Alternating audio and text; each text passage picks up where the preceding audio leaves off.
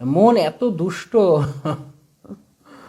এতটাই দুষ্ট মন যে সামান্য একটু, এক ফোঁটা, একটুখানি যদি অন্য কিছু পেয়ে যায় সঙ্গে সঙ্গে মন সে।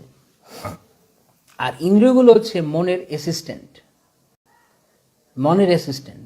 মন যা বলছে ইন্দ্রিয়, মন শুধু সিগন্যাল পাঠিয়ে দিচ্ছে ইন্দ্রিয়ের কাছে, যাও এটা করতে হবে, সঙ্গে সঙ্গে ইন্দ্রিয় একদম চাঙ্গা হয়ে উঠছে করার জন্য। একটা খারাপ কিছু মন বলছে না, দেখো দেখো দেখো, দেখতে হবে, চোখকে খবর পাঠাচ্ছে, চোখ হয়তো দেখতে যাচ্ছে না, কিন্তু মন বারবার তাকে দেখো,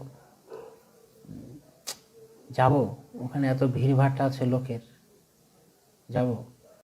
তখন মন বলছে যাও, তুমি বড় ভক্ত, তুমি গেলে সবাই তোমাকে চিনবে, তোমাকে প্রশংসা করবে, তোমাকে মালা পরাবে, ভালো থালা দিবে প্রসাদ পেতে, সবাই প্রণাম করবে, অনেক দক্ষিণা পাবে।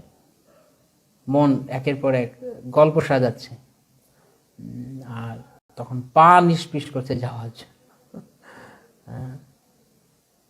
যাবো, হাঁটবো, মনকে চল, হাট, বেরিয়ে পড়, আর কিসের অপেক্ষা। মন এগুলো সব সিগন্যাল পাঠায়।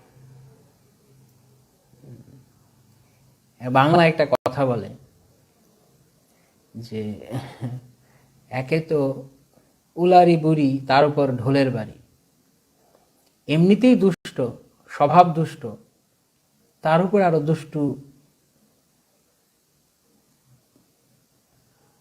ইন্ধন মন যোগাচ্ছে। ইন্দ্রিয়গুলো তো এমনিতেই বদমাস, ও বদমাসই করবে, কারণ ইন্দ্রিয়ের তো জড়, ইন্দ্রিয়ের তো চিন্ময় বস্তুতে রুচি নেই, জড় বস্তুর চিন্ময় বস্তুতে রুচি হয় না, তাই ইন্দ্রিয় স্বাভাবিকভাবেই জড় জগতের সঙ্গে তার মিল খুঁজে পেতে চায়। আর মন তখন তাকে বলে ইয়াস, ডু ইট, করো করো।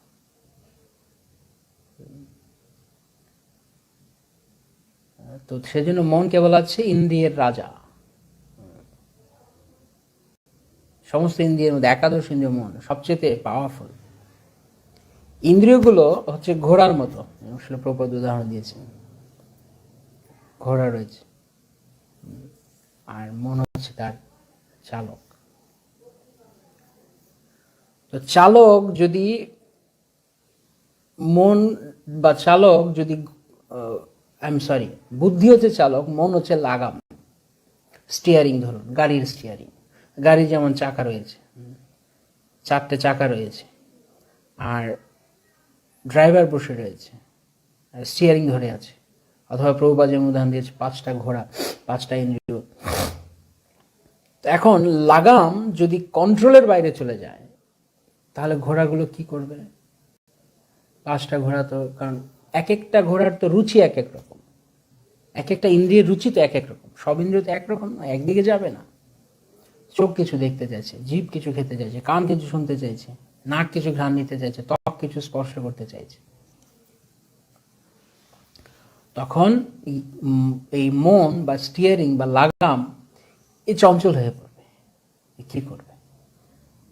তখন বুদ্ধি রূপী সারথি তাকে নিয়ন্ত্রণ করতে হবে। মন বলবে চলো ওখানে, চলো চলো যাই, ওখানে অনেক কিছু পাওয়া যাবে, কিন্তু বুদ্ধি দিয়ে তখন মনকে বোঝাতে হবে। বুদ্ধির কাজ কি? বুদ্ধির তো কোনো দরকার ছিল না, যদি যদি মনই সবকিছু হতো তাহলে বুদ্ধির কি প্রয়োজন ছিল? যেমন দেখবেন অনেক সময় ছোট বাচ্চারা কিছু করলে, দুষ্টুমি করলে, তখন ছোট মানে কি, একটু বড় হয়ে গেছে, মানে বড় বাচ্চা আর কি, ধামরা বলে, ধামরা বাচ্চা বড় হয়ে গেছে, 10-12 বছর হয়ে গেছে, এখন যদি দুষ্টুমি করে ভালো লাগে না। আগে ছোট ছিল না, 4-5 বছর, তখন কি বলে এই মাথায় বুদ্ধি নেই, এটা তুই করলি, মাথায় বুদ্ধি নেই। তার মানে কি, বুদ্ধি যে আছে, একদম শিশু থাকতে মন তার চঞ্চলতা করবে, ঠিক আছে, তখন বুদ্ধি প্রয়োগ করতে জানে না। কিন্তু যখন একটু বড় হয়ে গেছে, তখন তার অবশ্যই বুদ্ধির প্রয়োগ করা উচিত। তো বুদ্ধি রয়েছে কেন? বুদ্ধির কাজ হচ্ছে মনকে ভালো মন্দ বুঝিয়ে, কোনটি ভালো কোনটি মন্দ, এই যে বিচার বোধ, এটা বুদ্ধি দেয়। তাই মন তো বলতেই পারে চাও কর, এটা করো, এটা করো, কিন্তু বুদ্ধিকে দিয়ে তার সংযত করতে হবে। বিষয়ের সঙ্গে কথা বলতে, প্রজল্প করতে, ওখানে এখানে ওখানে খেতে, যার তার বাড়ি খেতে কার না ভালো লাগে? জীবে ভালো লাগে, কারণ জীব চায়। আর যদি ইন্দ্রিয়গুলো যদি মনের সাথে টাই আপ করে নেয়, তাহলেই সেরেছে, বিপদ, মহা বিপদ। কারণ ইন্দ্রিয় আর মন তখন যুক্তি করে নিয়েছে, আমরা দুইজন ভাই ভাই, হ্যাঁ, চুপি চুপি আমরা দুজন ভোগ করব। আর বুদ্ধি বেচারা এই দুইয়ের জাতাকলে পিষ্ট হয়ে তার অবস্থা খারাপ। বুদ্ধি আছে, এরকম হয় কিনা আমাদের, কার কার এরকম হয়? বুঝতে পারছি ভালো না, তারপরেও করছি। কার কার এমনটা হয়? এরকম হয়, বুঝতে পারছি যা করছি ঠিক নয়, সবই বুঝিয়ে প্রভু, কিন্তু হয় না কেন? তার মানে কি? বোঝেটাকে বিবেক বা বুদ্ধি। বিবেক মানে পরমাত্মা।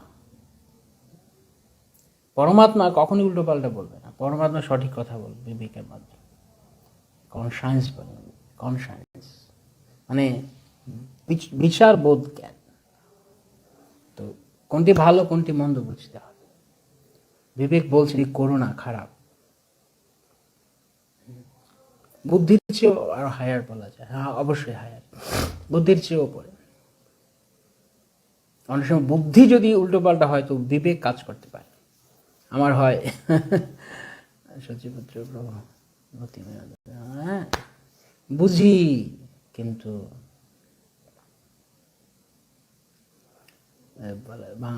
বিচার মানে কিন্তু গাছটা আমার, যাই বিচার করেন গাছটা আমার।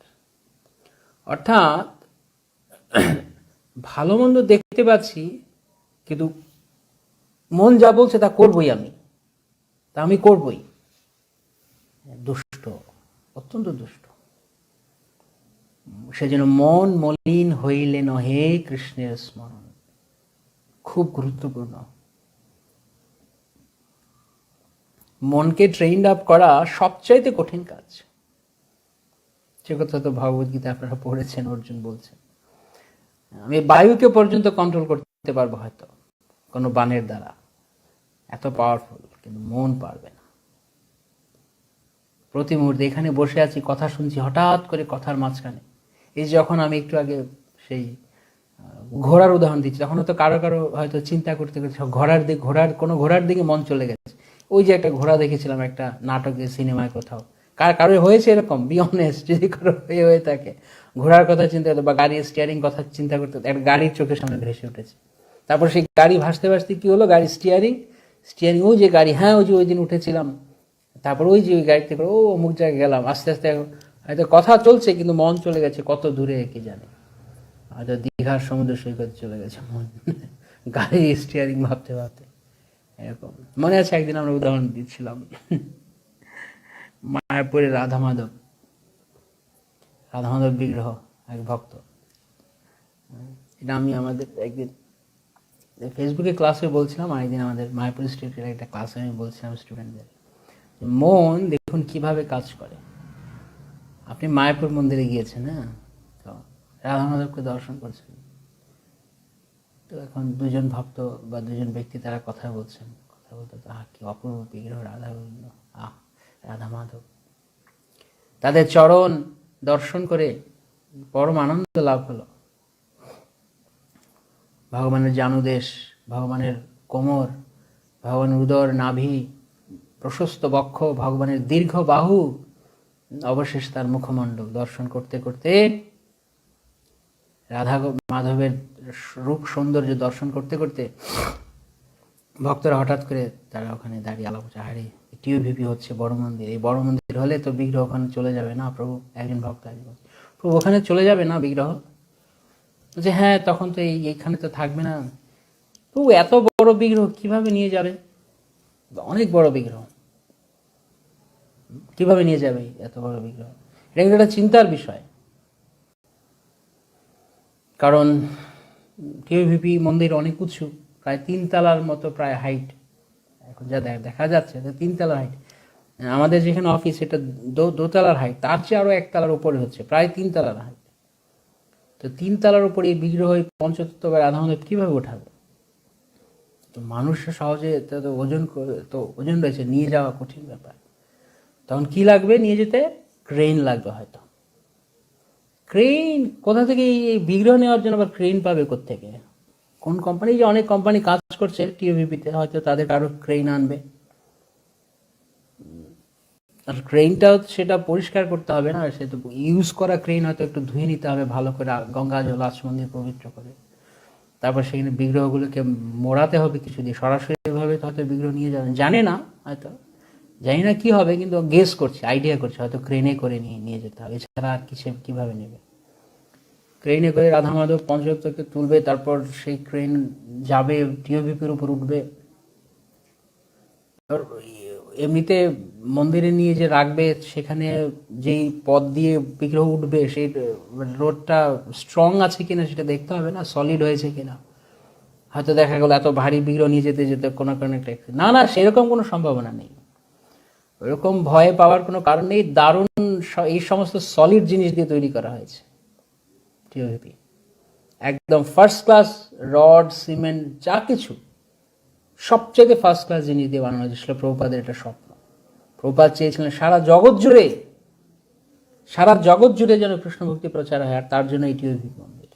শুধু মায়াপুর নয়, শুধু ভারত নয়, আমেরিকা, অস্ট্রেলিয়া, জাপান, কি বলছেন চিন্তা করে দেখুন। আজকে চীনের মতো দেশ যারা এত দুষ্ট কাজ করছে, কেউ বলছে যারা যে করোনা ভাইরাস ছড়িয়েছে, কি না হেন না কি আছে চায়নারা খায়, সাপ ব্যাং টিকটিকি থেকে শুরু করে জঘন্য।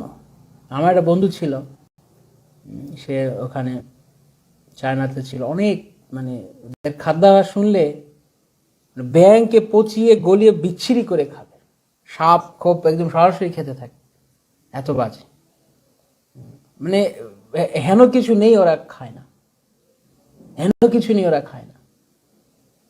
বিচ্ছিরি। এবং মানে ওরা এমনিও খারাপ, আর সারা পৃথিবী এখন মানে হাতের তালুবন্দি করতে চাইছে। বিভিন্ন দেশে টেকনোলজিক্যাল দিক থেকে চায়না অনেক উন্নত হয়েছে, অনেক দেশে ব্রিজ নির্মাণ করছে, বড় বড় অট্টালিকা করছে, সব চাইনিজ কোম্পানি এখন। আর চায়নার মাল তো সারা পৃথিবী ছড়িয়ে গেছে, এখন সারা পৃথিবী ছেয়ে গেছে চাইনিজ জিনিস, চাইনিজ প্রোডাক্ট। আর এই কারণে আমেরিকার সাথে চায়নার এত বিরোধ, ইউএসএ এবং চায়নার মধ্যে যে কনফ্লিক্ট চলছে, কারণ কি? কারণ ইউএসএ বাজারকে চায়না ডাউন করতে চাচ্ছে, যে কোনোভাবে চায়নাকে উপরে উঠতে হবে, রাইট? হেভি কন্টেস্ট চলছে। এই জন্য সারা পৃথিবী একটা সময় ছিল যখন রাশিয়া এবং আমেরিকা পোলার ছিল, বাইপোলার পৃথিবী ছিল। স্নায়ুযুদ্ধের সময় কথা বলছি, যখন কোল্ড ওয়ার ছিল 1966, 60, 70s, সারা পৃথিবী তখন বাইপোলার, হয় আমেরিকা নয় রাশিয়া, যে কোনো একদিকে। এখন সেই রাশিয়ার জায়গাটাকে চায়না দখল করেছে, রাশিয়া আস্তে আস্তে অনেকটা হয়ে গেছে, এখন চায়না, এখন তৃতীয় শক্তি হিসেবে চায়না দাঁড়িয়ে গেছে। It's quite interesting world politics. সেখান থেকে চায়না দাঁড়িয়ে গেছে এবং টেকনোলজি এতে উন্নত হয়ে গেছে এত। কেন আপনি যেখানেই যাবেন আজকে সব জায়গায় মেড ইন চায়না, সব জায়গায় মেড ইন চায়না। চায়না সারা পৃথিবী মার্কেটটাকে এইভাবে নিয়ে নিয়েছে। আর যে কারণে শুধু এশিয়ার সুপার পাওয়ার নয়, ওয়ার্ল্ড সুপার পাওয়ার হিসেবে চায়না রাইজ করেছে এখন সহজে চায়নার সঙ্গে টেক্কা দিতে, কারণ ওদের জনবল বেশি, প্রচুর পরিমাণ ওদের দেশের লোক উৎপন্ন হচ্ছে। এবং এখন দেশের চায়না সরকার মানে সন্তান না হলে তাদেরকে ভাতা দিবে, এরকম কোনো সন্তান উৎপাদন করা যাবে না। কলির ঘোরতম জায়গা, সমস্ত ধরনের ইন্দ্রিয় তৃপ্তি চলবে, কিন্তু কোনো ভ্রূণ হত্যা চলবে, পাপিষ্ঠ দেশ হয়ে গেছে। অথচ সেখানেও ভক্তরা তারা লুকিয়ে চাপিয়ে হলেও তারা কৃষ্ণ ভক্তি করছে। সিসকন নাম আছে, চায়না ইসকন নেই, কারণ আনুষ্ঠানিকভাবে সরকারিভাবে ইসকন অনুমোদিত। সিসকন নামে একটা মানে সংস্থা, কালচারাল অর্গানাইজেশন নামে ওরা চালায়, এবং সবকিছু ইনডোর, বাইরে কিছু করতে পারবে না। তো এইভাবে চায়না অনেক বড় হয়ে গেছে, সুপার পাওয়ার হিসেবে রাইজ করেছে। আর সে চায়নার জিনিস তো আর নয়, এগুলো একদম সলিড জিনিস নিয়ে আসা হয়েছে, রড সিমেন্ট বালি যাই নিয়ে আসা হয়েছে না কেন, সব হাই ক্লাস।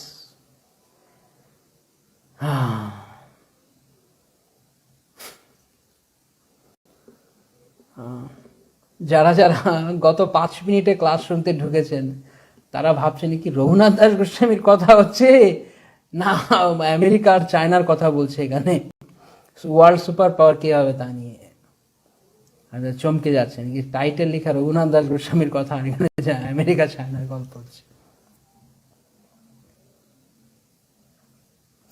আসলে কি আমরা আমেরিকা চায়নার গল্প করছিলাম?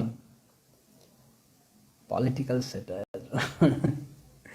আমরা কোথায় ছিলাম চিন্তা করুন, উত্তর দিন কমেন্ট সেকশনে দেখুন আমরা কোথায় ছিলাম, কোথা থেকে আমরা চায়না গেলাম। সেই ইতিহাসের স্নায়ুযুদ্ধের জায়গায় আমরা চলে গেলাম, আমেরিকা রাশিয়া সব ঘুরলাম, চায়না ঘুরলাম, ঘুরে এলাম। আমরা কি চিন্তা করছিলাম, আমরা কার কথা বলছিলাম, কোথা থেকে চায়না গেলাম আমরা? কেউ ধরতে পেরেছেন আমরা কোথা থেকে চায়না গিয়েছি? কৃষ্ণেন্দু প্রভু এখন হাসছে। আমরা কোথা থেকে চায়না গেলাম? মন থেকে না। কোন জায়গায় ছিলাম আমরা? হায় রে মন, রে মন। ইয়েস, ইয়েস প্রভু। To friend. না না না, আমরা এখনো কোথায় ছিলাম? না, রাধা মাধবের দর্শন। ইয়েস শাওন প্রভু, কারেক্ট। রাধা মাধবের দর্শন করছিলাম আমরা।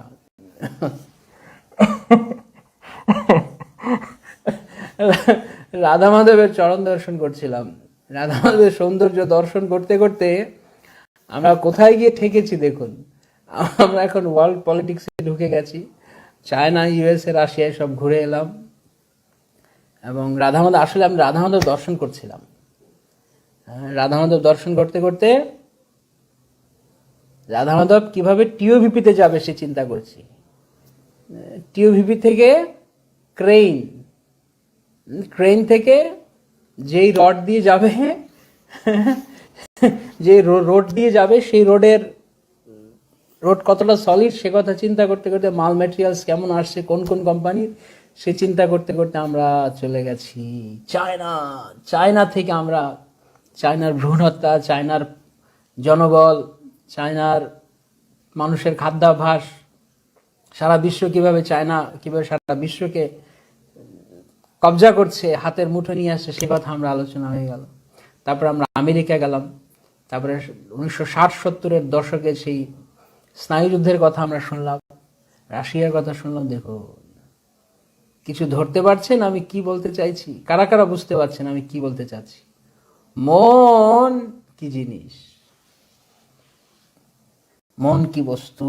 দেখুন, এরকম হয়েছে কখনো আপনারা খেয়াল করেছেন? হরি কথা বলতে বলতে, কৃষ্ণ কথা শুনতে শুনতে, বা কৃষ্ণ কথার মধ্য দিয়ে ভগবানের কথা বলতে বলতে হঠাৎ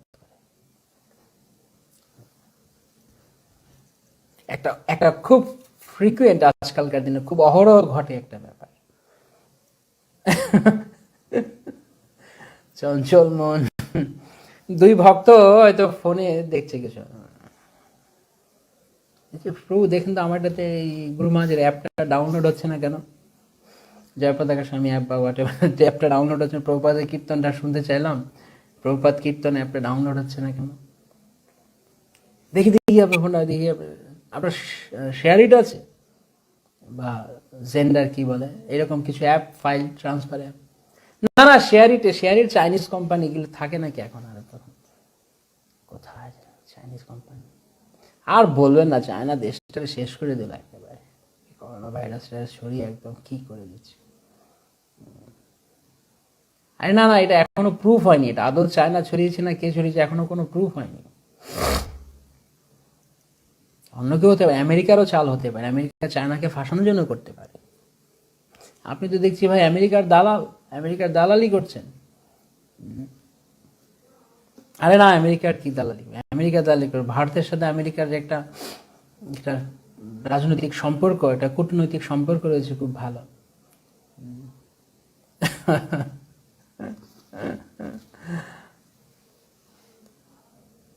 চলে গেল ডিপ্লোমেসিতে, ইন্টারন্যাশনাল রিলেশনস আমার ইউনিভার্সিটি সাবজেক্ট ছিল। তো কোথায় চলে গেলাম আমি কি চিন্তা করতে করতে? তো কি কি চিন্তা করছি আর কি ভাবছি, কোথায় রাধা মাধবকে দেখছি আর কোথায় চলে গেছি সেই যে আমেরিকা চায়না ঘুরে এসে চলে গেছি। মন মন যে কিভাবে ছুটতে থাকে প্রভু, বোঝা যাবে না। সেজন্য বলা আছে মন মলিন হইলে নহে কৃষ্ণের স্মরণ। এরকম অভিজ্ঞতা হয়েছে তো আপনাদের, নাকি কারো কারো হয়েছে? তো যেটা বলছিলাম যে ফোন দেখছে তো দুই বন্ধু, না না এটা এটা ও আপনার দেখি আপনার ফোনটা আমার হাতে দিন, আমি করে দিচ্ছি। বাপরে বাপ প্রভু, আপনার ফোনটা কি ফাস্ট, বাপরে বাপ, টাচ করার সঙ্গে সঙ্গে কত র্যাম কত এটা, তো খুব ফাস্ট ফোন, দারুণ। কি কোম্পানির? আচ্ছা, দারুণ ফোন। কতদিন নিলেন, কতদিন আগে নিয়েছেন? ও ওই মার্কেট থেকে? ওই মার্কেটে আমি যাই না প্রভু, ও লোকগুলো যা বাটপার না, একদম ঠকিয়ে দেয়। কতদিন নিয়েছেন এটা? এত? আরে এইটা তো 3,000 টাকা কমে আমার এক বন্ধু নিয়েছে। ওখানে যাবেন, ওই মার্কেটে যাবেন, আর ওই মার্কেট যাবে, এখানে সব অন্য লোকেরা আসে, সেই ওই ওই এরিয়াতে অনেক চুরি ডাকাতি হয়, নিয়ে ফোন আসে, চুরি ডাকাতি হয়ে গেল। সে ছিল প্রভুপাদের অ্যাপ ডাউনলোড করবে, হয়তো প্রভুপাদের কীর্তন শুনবে, আর মন চলে গেছে কোথায় দেখো, কোন রোডে কোন জায়গায় চুরি ডাকাতি হচ্ছে। আমি কেন এভাবে বলছি, খুব সূক্ষ্ম মনের গতিবিধি। চিন্তা করে দেখবেন কি চিন্তা করছে আর কোথায় যাচ্ছে। ভক্তি যখন কেউ কৃষ্ণতে মগ্ন হয়, তখন জড় বস্তু চিন্তা করতে করতে লোক কৃষ্ণকে স্মরণ করে অটোমেটিক্যালি, ভক্তেরা, উন্নত ভক্তেরা।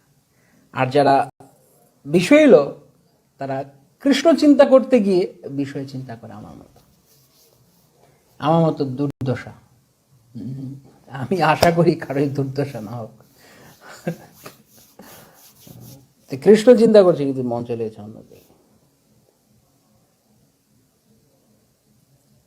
বা কখনো দেখবেন এরকম হরিনাম জপ করছে, তো নাম মালা জপ করছে, হরে কৃষ্ণ হরে কৃষ্ণ কৃষ্ণ কৃষ্ণ হরে রাম রাম রাম হরে হরে, হরে কৃষ্ণ কৃষ্ণ কৃষ্ণ হরে হরে, হরে রাম রাম রাম।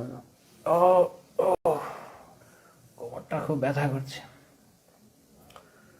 ও কোমর ব্যথা করছে, ডাক্তারের কাছে যেতে হবে।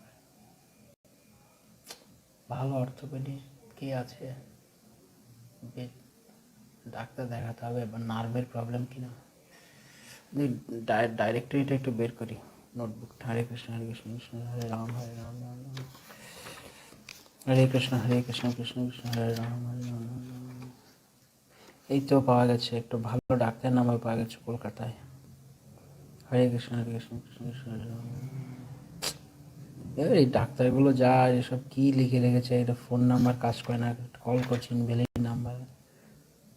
ডাক্তার এগুলি কোথা থেকে পড়াশোনা করে, কোন মেডিকেল থেকে পড়েছে কে জানে, সব চোর ডাক্তার, চোর বাটপার হয়ে গেছে, টাকা খাওয়ার ধান্দা সব ডাক্তারের। আমার বন্ধুই ভালো, ও ইঞ্জিনিয়ার হয়েছে, নিজের কোম্পানি খুলেছে, ভালোই লাভ করছে জানি। হরে কৃষ্ণ কৃষ্ণ হরে রাম হরে রাম, অনেক টাকা আসছে।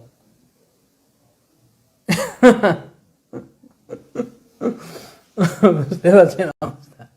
মালায় জব করছে, কোমর ব্যথা হয়েছে, মালায় জব করতে করতে কোমর ব্যথা হয়ে সেই অর্থোপেডিক সার্জন, নিউরোলজিস্ট চিন্তা করে, আর বন্ধু ইঞ্জিনিয়ারিং কোম্পানি, তার কত টাকা হচ্ছে, কত কিছু চিন্তা করছে।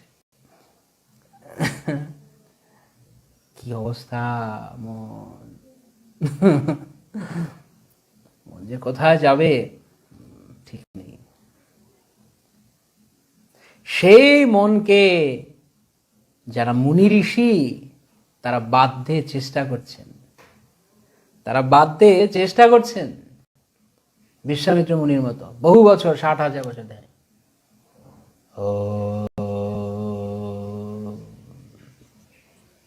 ধ্যান করছে হয়তো ভগবানের, কে জানে, হ্যাঁ, বা পরমাত্মার ধ্যান করছে, কিন্তু তারপরও তারা পেরে উঠছেন না, কারণ কৃষ্ণ সেখানে নেই। মনকে একা একা কখনো নিয়ন্ত্রণ করা যায় না। নিয়ন্ত্রণ শব্দের অর্থ কি? উচ্চতর কোনো ব্যক্তি নিয়ন্ত্রণ করছে। তো মনকে যদি নিয়ন্ত্রণ করতে হয় তাহলে মনের ওপরে কে আছে? মনের অথরিটি কে? বুদ্ধি। বুদ্ধির অথরিটি কে? আত্মা, মানে আমি, জীব। আমার ইচ্ছা শক্তি প্রবল হতে হবে এবং আমার অথরিটি কে? কৃষ্ণ, গুরু, বৈষ্ণবগণ। তাহলে যদি আমি আমার মনকে কন্ট্রোল করতে চাই তাহলে ধাপে ধাপে ধাপে ধাপে দেখুন আমাকে কোথায় কার শরণ নিতে হবে। সেজন্য শ্রীমদ্ ভাগবত উপদেশ হচ্ছে সবার প্রথমে কাজ কি? সবাই মনঃ কৃষ্ণ পদারবিন্দয়। সবার প্রথমে মনকে ভগবান কৃষ্ণের পাদপদ্মে অর্পণ করো। তাই আমি আমি এই কথাগুলো এতটা গভীরে গিয়ে বলার চেষ্টা করছি এই জন্য, কারণ এখন আমি কম্পেয়ার করি যে আমি বাইরে কি করছি, আর আমার মন, আমি কৃষ্ণ ভাবনামৃতের সঙ্গে যোগদান করবার পর আমার মন কতটুকু বদলেছে, মনের পরিবর্তন কতটুকু হয়েছে, চেতনার কতটুকু পরিবর্তন হয়েছে। চেতনা, মনকে শানিত করার সঙ্গে সঙ্গে চেতনা গঠিত হয় যত বেশি আমরা মনকে ট্রেন আপ করব। তো আমরা যদি আমাদের মনকে লাগাম ছাড়া করে দিই, মন হচ্ছে শিশুর ন্যায়, কন্ট্রোল করা বলা, নিয়ন্ত্রণ। তো মনকে কি করে? মনকে নিয়ন্ত্রণ করতে হয়, শিশুকে যেমন নিয়ন্ত্রণ করতে হয়। কারণ রিস্ক আছে, যে কোনো সময় ভুল কিছু করে ফেলতে পারে, যে কোনো সময় আগুনে টাগুনে হাত দিয়ে দিতে পারে, স্লিপ খেয়ে পড়ে যেতে পারে। সব সময় চোখে চোখে রাখতে হয় ছোট বাচ্চা। ঠিক তেমনি মন এমন একটা বস্তু, সবসময় চোখে চোখে, এই দুষ্ট। ভক্তি সিদ্ধান্ত ঠাকুর প্রভুপাদ বলছে, দুষ্ট মন তুমি কিসের বৈষ্ণব? একে তো বৈষ্ণব হওয়ার আগেই তো আছে, আবার বৈষ্ণব হওয়ার পরেও মনকে সংশোধন করা। বড় বৈষ্ণব হয়ে গেছো তুমি, বাহ, তুমি তো অনেক ভালো ভক্ত। তুমি কদিন আগে ছিলে এরকম, তোমাকে কেউ চিনতও না, জানতো না। তুমি আসলে অনুষ্ঠানে একদম পেছনে কোনো একটা জায়গায় একটা ঘুচ্ছিতে বসে থাকতে, তোমাকে কেউ পাত্তাও দিত না। এখন তুমি বড় বৈষ্ণব হয়ে গেছো, বাহ। অনুষ্ঠানে আসলে তুমি এখন তোমার জন্য ভালো জায়গা চাই, তুমি ভালো বসতে চাও, ভালো প্রসাদ পেতে চাও, সবাই যেন তোমাকে দেখে প্রণাম করে, সবাই যেন তোমাকে দুটো স্তুতি বাক্য বলে, আহ প্রভু আপনি কি সুন্দর ক্লাস দেন, প্রভু আপনার হই কথা শুনলে আমাদের হৃদয় গলে যায়। হ্যাঁ দুষ্ট, আপনি যখন কীর্তন করেন আপনার কণ্ঠে যেন মধু ঝরে পড়ে, হ্যাঁ আমার হৃদয়টা একদম গলে যায়। প্রভু আপনার কথা আর কি বলবো, আপনাকে দেখলেই হৃদয়টা জুড়িয়ে যায়, পরম শান্তি পায়। বা প্রভু আপনি চাপ মৃদঙ্গ বাজান সুন্দর, এত সুন্দর মৃদঙ্গ কোথা থেকে শিখেছেন প্রভু? দারুণ দারুণ মৃদঙ্গ বাজাচ্ছেন। বা প্রভু আপনার এত শাস্ত্র জ্ঞান, এত অগাধ জ্ঞান, কত ভাবে মন, আমি যাচ্ছি চাইছি লোকের এরকম বলুক, ভালো বলুক আমাকে। আর একটু বড় বড় প্রোগ্রামে গেলে আমি একটু একটু সুন্দর একটু পোশাক পরে যাব, যাতে লক্ষণীয় হয়। সবার মতো পোশাক না, একটু এক্সট্রাঅর্ডিনারি পোশাক থাকবে, সবাই আমাকে দেখবে। আমি এমনভাবে প্রণাম করবো, এমনভাবে আমি এমন জায়গায় দাঁড়াবো যাতে সবাই আমাকে ফোকাসের মধ্যে আমি থাকতে পারি। পুষ্পাঞ্জলি হবে, আমি আগে গিয়ে দাঁড়াবো একদম, আমাকে সবাই সবার সামনে, আমি মাইকটা, এই প্রভু দে, আমি মন্ত্র লিড করছি, আপনারা বলুন নমো বিষ্ণুপাদায়, হ্যাঁ এবার পুষ্পাঞ্জলি দিন। সবসময় দুষ্টু দুষ্টু বুদ্ধি যোগাচ্ছে মন।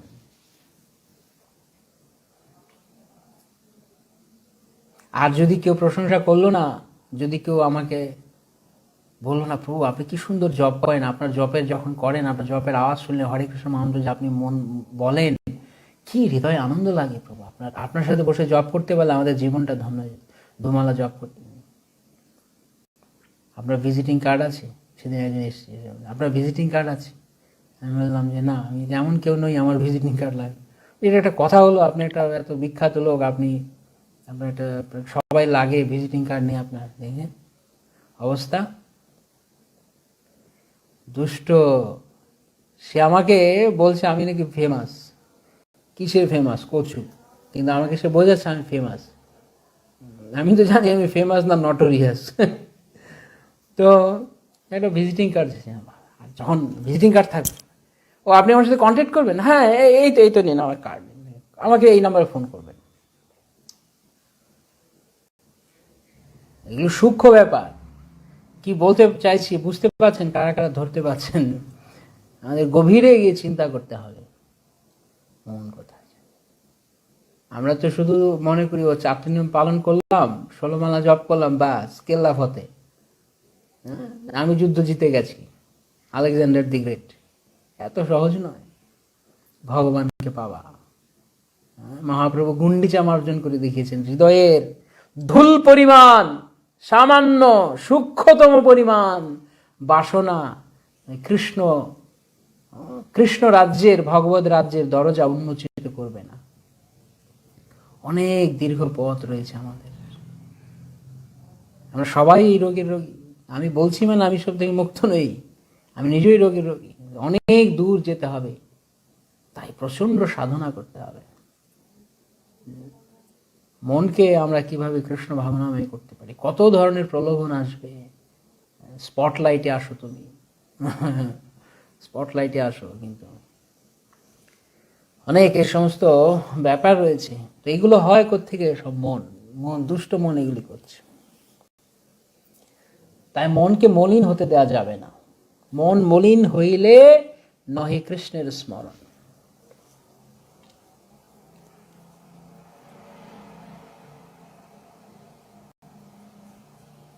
মন মলিন হইলে নহে কৃষ্ণ স্মরণ। সেই জন্য অনেক ডিপলি আমাদের ভাবতে হবে আমরা ভক্তি জীবনে কি চাই। সেই জন্য বারবার এই কথাটা বলছি আমরা প্রায় প্রতি ক্লাসে, যে please fix the target in your life. Do you want Krishna or something else? যদি কৃষ্ণ হয় তাহলে 1 লক্ষ্যে এগোতে হবে, ধাই তব পাছে পাছে। কৃষ্ণ না পাওয়া পর্যন্ত থামবো না